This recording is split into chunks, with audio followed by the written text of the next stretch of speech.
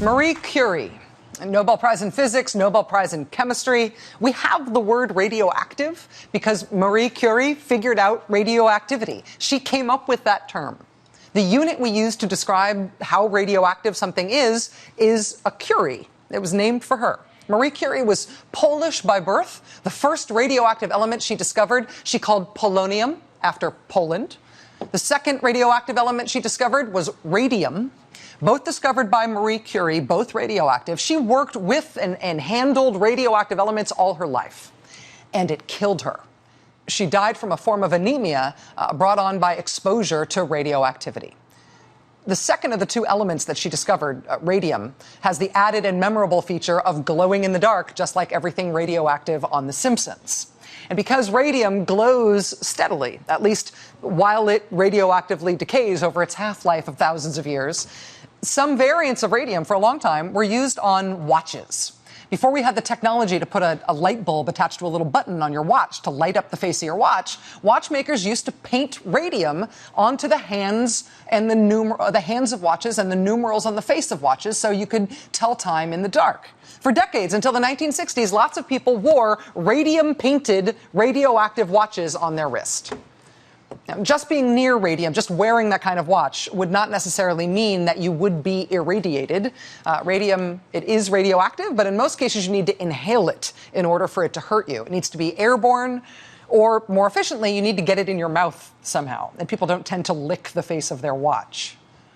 But in the 1920s, the factory girls who were hired to paint radium onto watch faces and watch numerals, they did tend to lick the paintbrushes they were using to apply the radium. They were doing fine work, and these were small brushes they were working with, and they needed them to come to a really fine point. And so it was standard operating procedure to lick the radium paintbrush over and over and over again over the course of your watchmaking shift, probably hundreds of times a day.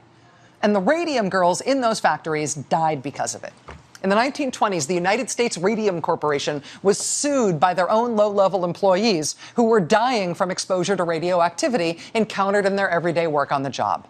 The upper-level managers and the scientists knew that radium glowed because it was radioactive. They protected themselves from it, but they didn't do anything to protect their lower-level workers from their constant exposure. And a lot of those lower-level employees died because of it. And they sued because of it, and they won, and that suit became a foundation of American law governing just how dangerous our workplaces can be.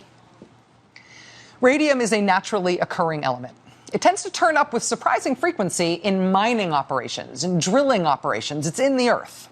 So much so that in drilling towns in the United States, in places where there is a lot of deep drilling activity for oil or natural gas, at the local dump in some of those towns, they have now, in some places, installed these giant Geiger counters, radioactivity sensors on a large scale. So if you drive a truck full of drilling waste into the town dump and your truck is full of sludge and drill cuttings and in particular filters for fracking material, which do have a tendency to get really radioactive, thanks to Geiger counters like these ones at the McKenzie County landfill in North Dakota, if you try to drive into the landfill to dump your radium-contaminated radioactive drilling waste as if it is normal trash, the town dump should start beeping like a smoke detector caught in a house fire. Should do. Doesn't always. Over the last decade, North Dakota has, of course, experienced a huge oil boom. North Dakota is the second largest oil-producing state now after Texas. One of the byproducts of all that drilling is that every day in North Dakota, several dozen tons of these are produced now by the drilling industry. It kind of looks like a net, long net. It's a filter. They call it a filter sock, and it's used to filter the wastewater from fracking sites, to capture the solids in the wastewater used in hydraulic fracking. Well, that wastewater includes high levels of salts and metals and organic compounds and radioactive materials like radium, naturally occurring radium. And because the filters catch all that solid stuff, the filters themselves, when they're done being used, the filters themselves end up being radioactive. And because these things are radioactive, you need to take some care in throwing them away. No landfill in North Dakota is supposed to take any radioactive waste that clocks in at over 5 picocuries. These filter socks, though, these filter socks apparently clock in on average at anywhere between 5 picocuries and 80 picocuries per filter. Shale Reporter said last summer that in one case, one of them came in at 374 picocuries. So that's 75 times the radioactivity that any North Dakota landfill is supposed to be able to take. But the people who are drilling the living daylights out of North Dakota right now, they're producing dozens of tons of these filters every day. And there is nowhere to legally dispose of them anywhere in the state. If you get caught bringing one of these things into a North Dakota landfill, it's a $1,000 fine per filter. So what do you think is happening to them in North Dakota?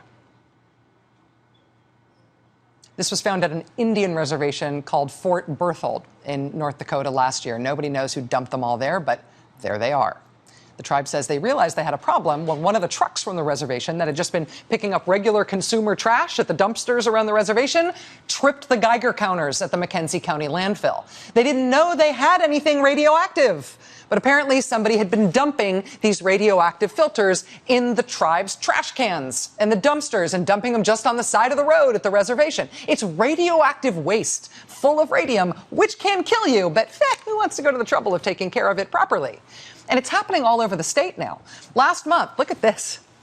These leaking trailers loaded with thousands of pounds of radioactive filters were found just parked outside near Watford City, North Dakota, leaking radioactive contamination. The company that operates trailers at that site had already been fined nearly $30,000 by the local county dump for trying to dump radioactive filters there before. But this new haul where they were just piling them up, that was the biggest radioactive illegal dump anyone had ever seen in the state. And it was really highly radioactive. Some of the filters that were dumped out there reportedly maxed out the meters, the Geiger counters. They could read as high as 1,000 picocuries, and these things maxed out the meters. They were hotter than that. On these trailers last month, this was the worst anyone had ever seen in North Dakota. Until now. Yesterday, at an abandoned gas station in the remote Divide County, North Dakota town of Newnan, population 120, at a 4,000 square foot abandoned gas station on the edge of town, a place that looks like this from the outside. Turns out that on the inside of that facility, it was stuffed with hundreds of bags of industrial-sized black garbage bags, filled with highly radioactive filters. More than 200 bags of radioactive waste, these filters, in 6 rooms of this dirt floor abandoned property on the edge of town. The guy who owns the property is reportedly a fugitive. He escaped from law enforcement custody in Wyoming, where he was being held on a larceny charge recently. So maybe at his abandoned gas station property in Newnan, North Dakota, he's not the best landlord. But in his absence, the fact that North Dakota has no state plan for dealing with the tons of radioactive material they're letting the drilling industry produce every day, other than telling local cities and counties to charge people $1,000 a filter if they try to throw this stuff away, that genius system has now earned tiny Newnan, North Dakota, and this site the distinction of being 5 times as radioactive as a site as what humans are supposed to live with.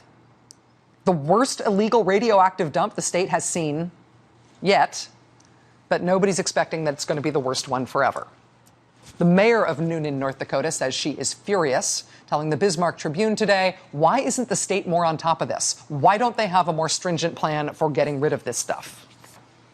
Good question, mayor of 120-person Newnan, North Dakota. But in the meantime, one of the consequences of the drilling boom for North Dakota is literally radioactive toxic waste turning up on Indian reservations and in the abandoned gas stations of the state and in municipal trash cans, in commercial dumpsters used by unsuspecting businesses, and sometimes just dumped along the side of the road. Drill, baby, drill. Keep licking those paintbrushes. We will handle the radium issue later someday. Joining us now is Don Morrison. He's executive director of the Dakota Resource Council, a group of more than 700 conservation-minded landowners in North Dakota. Mr. Morrison, it's nice to see you again despite the circumstances. Thanks for being here. Thanks for having me, Rachel. Good to see you. How common are discoveries like this? Not necessarily just the filters specifically, but stuff being disposed of improperly from the drilling industry that poses a threat to public health in your state? Well, they're becoming more common. We're finding out more and more all the time. And there's 75 tons of oil waste generated in North Dakota every day. About a third of that is radioactive. And most of that is being dumped illegally in North Dakota. Why aren't regulations and oversight, even of something as extreme as radioactive waste, why aren't regulations and oversight in the state keeping pace with the growth of that industry? Well, I think there's this. We have to drill as fast as possible. We have to get the oil out of the ground as fast as possible, and other things just take a back seat to that. And and that's one of the reasons that there is these kind of problems. In terms of how this stuff and it's not just limited to the waste. Well, let me ask you about the broader picture about both the waste and these broader consequences. I mean, looking at those trailers full of very hyper radioactive filters on that land in McKenzie County, looking at this gas station that was discovered today, looking at that Indian reservation, reading accounts from towns across North Dakota where they're finding this stuff just in their city waste, truckers just dumping it wherever they can so they can avoid getting fined for it or having to ship it out of state. It makes you wonder who should pay for this stuff if the industry is going to these lengths to not. It's obviously they're making the cost-benefit calculation that it's better to just dump it legally than actually pay for what they're creating. Oh, that is absolutely true, Rachel. We have a great economy in North Dakota in many ways, and people are really thankful for that. But the costs are growing daily, and we're seeing those costs come out all the time. Dakota Resource Council members have been tracking and taking photos and sending them into the state health department and to their newspapers. And for over a year, we've been talking with the North Dakota Health Department and showing them that this is happening. We've been bringing their attention to these kind of illegal dumpings of radioactive waste for over a year. And we often get a deer in the headlights look from the department officials. They're not sure how, they can't track it. They don't know. And when the municipal land waste dump facilities turn them away and fine them $1,000 a filter sock. The health department told us recently they don't know what happens to it after it leaves that dump. Wow. Well, I mean, we're starting what to we see have going on in North Dakota. Sorry, sir. Go ahead. Yeah, what we have is that they are.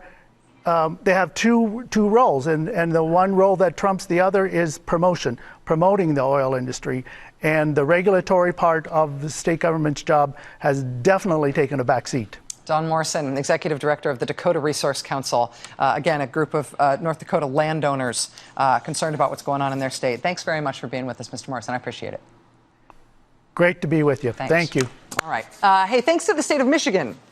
There is a new kind of insurance just for women that starts tomorrow. It's kind of hard to describe. I will try in just a moment. You may want to grab like your inhaler or a paper bag or whatever else keeps you from hyperventilating on your couch if you're prone to that. Stay with us.